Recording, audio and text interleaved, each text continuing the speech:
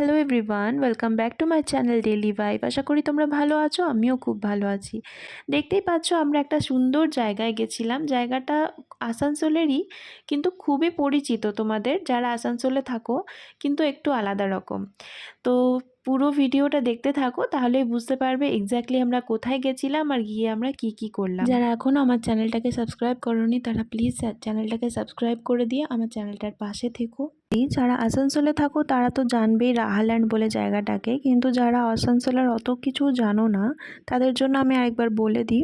তোমরা বিএনআরে এলে বিএনআর মোড় থেকে তোমরা স্ট্রেট চেলিডাঙ্গা ক্রস করে একদম আসানসোল বাজারের দিকে রওনা দিলে, আসানসোল বাজার ক্রস করে একদম তোমরা স্ট্রেট যাচ্ছ, সেখান থেকে দেখবে বাঁ দিকে একবার ফায়ার ব্রিগেড অফিসটা পাবে আসানসোল কর্পোরেশনের। তো সেইটা পার করে তোমরা একটু এগিয়েই একটা ডান দিকে গলি পাবে, সেটাতে ঢুকতে হবে তোমাদেরকে। চাচি মিষ্টির দোকান এক কথায়।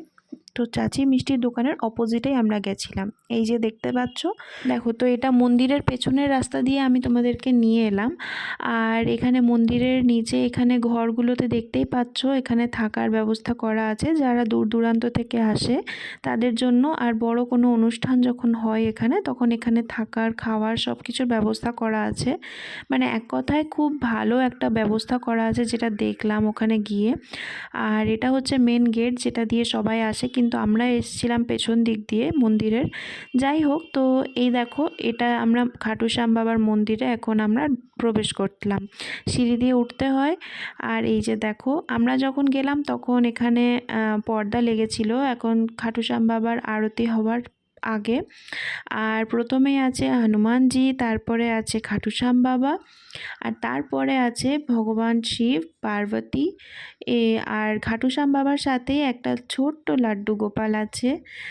তো আমরা খুব ভালো লাগলো মনটা ওখানে গিয়ে। খাটু শ্যাম বাবার নিয়ে তোমাদেরকে আর নতুন করে কি বলবো, দেখো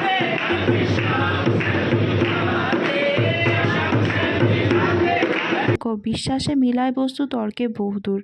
তাই আমি যেটা মনে করি আর যতদূর জেনেছি ধর্মশাস্ত্র ঘেটে বলো বা সব কিছু দেখে, যে খাটু শ্যাম বাবাকে ভগবান শ্রী বিষ্ণুর কলিযুগের একটা জাগ্রত রূপ বলে মানা হয়। আর শ্রী বিষ্ণুর যে সর্বশ্রেষ্ঠ ধনুর্ধর রূপ যেটাকে বলা হয়, সেটা তো ভগবান শ্রী রামচন্দ্র ছিল।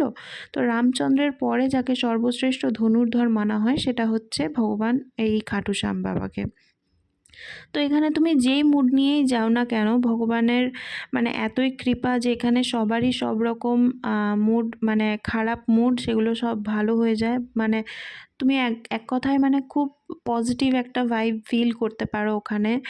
আর যারা আসোনি যারা এই খাটু শ্যাম বাবাকে জানো না, তাদেরকে বলে রাখি যে তোমরা কখনো যদি ভগবানের কৃপা হয় তাহলে তোমরা প্লিজ একবার যেও।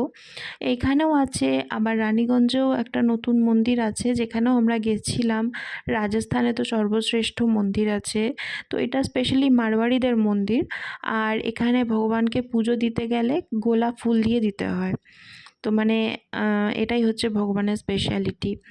আর এখানে তুমি এসে যে কোনো মনোকামনা তুমি করো, দেখবে নিশ্চয়ই পূরণ হবে। মানে ভগবানের এতটাই মাহিত্য আছে। এই যে দেখছো আমরা এখন বাড়ি যাচ্ছি মন্দিরের দর্শন করার পর। চাঁদ ঘুমিয়ে গেছে এখন, আর আমরা বাড়ি এখন চলে এসেছি। তো এখন সে ঘুম থেকে উঠে এবার টিভি দেখছে। মানে যতবারই মুখ থেকে হাত সরিয়ে দিচ্ছি তত বেশি করে মুখে হাত দিচ্ছে। এইটুকু বাচ্চার এত জেদ, কি বলবো, আমি জানি না ওর জেদ কিভাবে কমবে। তোমরা কেউ যদি কোনো টিপস জানো তাহলে আমাকে প্লিজ জানিও।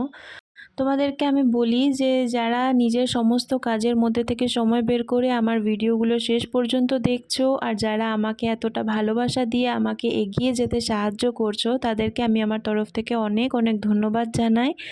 আমার চ্যানেলটার পাশে এইভাবেই থেকো, আমাকে সবাই এইভাবেই ভালোবাসা দিও।